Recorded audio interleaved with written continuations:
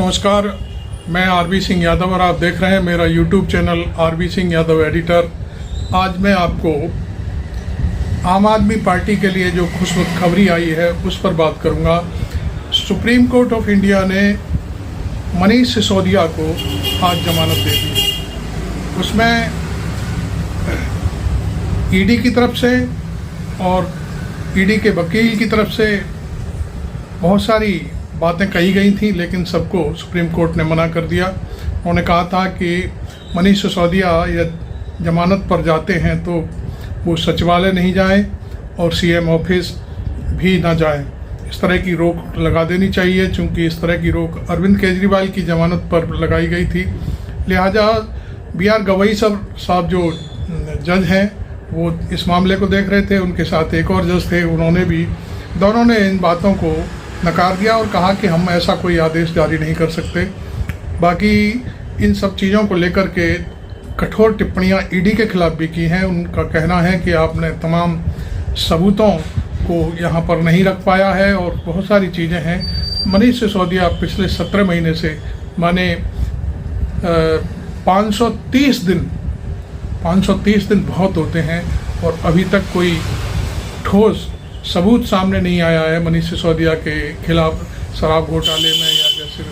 तो इसको लेकर के सुप्रीम कोर्ट बहुत सख्त था और उन्होंने जमानत ग्रांट कर दी उनकी। और अब ये बहुत बड़ी खबर है। इसमें मैं समझता हूँ कि आम आदमी पार्टी के दफ्तर में मिठाइयाँ बंटना शुरू हो गई हैं और कई चीज़ें ऐसी हैं जो मैं समझता हूँ कि देश के तमाम लोगों का, नागरिकों का भी ध्यान था इधर मनीष सिसोदिया को अनर्गल तरीके से, अवैध रूप से जेल में ईडी ने बंद कर रखा है। तो वो आज सबके सामने आ गया। आप जानते हैं कि Manish Sisodia deputy chief minister थे दिल्ली सरकार में अरविंद केजरीवाल के साथ में, और वो शिक्षा मंत्री भी थे। शिक्षा मंत्री होने के नाते उन्होंने बहुत सारा काम किया था। जो उनके दिल्ली के स्कूल थे, दिल्ली सरकार के अंडर में जो स्कूल आते थे, उन स्कूलों में बेहतर पढ़ाई, ऐसी पढ़ाई कर दी थी, ऐसे स्कूल बना दिए थे जैसे जो प्राइवेट स्कूल होते हैं इस टाइप से। तो लोग प्राइवेट स्कूल में जाकर के दिल्ली के स्कूलों में अपने बच्चों को पढ़ने के लिए भेजना शुरू कर दिए थे। तो इस तरह की शिक्षा नीति, और तमाम विदेशों से जो लोग आते थे वो इन स्कूलों को देखना चाहते थे। शायद अमेरिका और कई देशों के जो डेलीगेशन आए थे, उन्होंने दिल्ली के स्कूलों का निरीक्षण किया और बड़ी बाद में फिर सराहना भी की। तो ये सारी चीज़ें थी।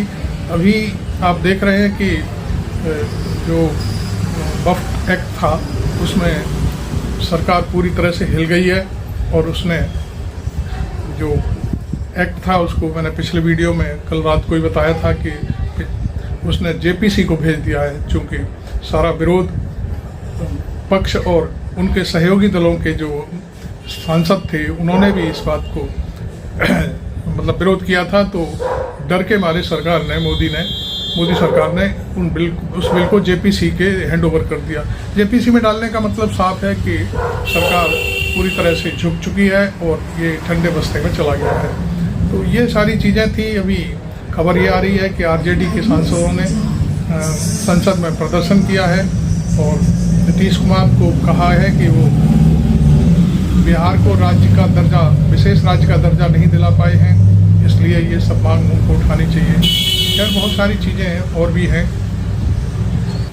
तो इन दोनों बातों का उल्लेख करना मेरे लिए इसलिए ज़रूरी था कि सरकार, या ये कहें कि मोदी यहाँ मूंगी खा रहे हैं बार बार संसद में। कल उन्होंने मूंगी खाई और आज उनकी जो ईडी है, पसंदीदा जो एजेंसी है, उसको मुंह की खानी पड़ी।